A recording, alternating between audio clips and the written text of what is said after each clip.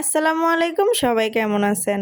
আলহামদুলিল্লাহ আমি অনেক ভালো আছি। তো আজকে আবার চলে আসলাম নতুন একটি ভিডিও নিয়ে। তো এটা হচ্ছে চুড়ির ভিডিও।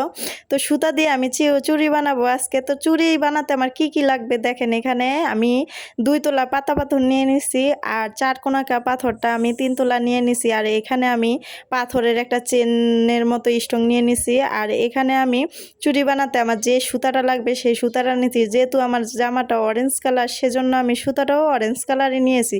তো সুতাটা প্রথমত বাঁধাটা ছাড়িয়ে তারপর কাটার দিয়ে আমি একটু কেটে নিয়ে সমান করে নেই।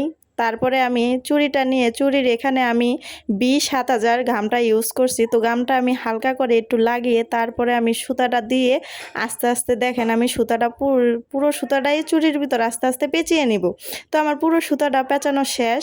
এখন আমি এই ঘামটা মানে আঠাটা চুড়ির ভিতরে এখানে দিয়ে তারপরে সুতাটা আমি লাগিয়ে নিয়ে বাড়তি যে সুতাটা আছে এই সুতাটা আমি কাঠার দিয়ে কেটে নিলাম।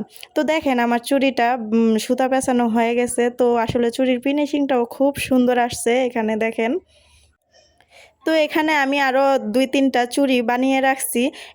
এখন আমার আরও ২টা চুড়ি আছে, এগুলোর মতো সুতা পেঁচিয়ে নিব। তো এখন আমি ঘাম বসাইতাছি, ঘাম দিয়ে স্টোন বসাইতাছি আর কি।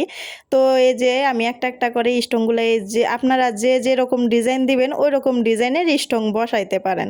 তো আমার কাছে এই ডিজাইনটা ভালো লাগছে সিম্পলের ভিতর, সেজন্য আমি এই ডিজাইনটাই করলাম। তো যেহেতু এখানে আমার ৫টা চুড়ির ভিতর ২টা চুড়ির ডিজাইন একটু আমি অন্যরকম দিয়েছি, আর ৩টা চুড়ির ডিজাইন আমি অন্যরকম দিয়েছি।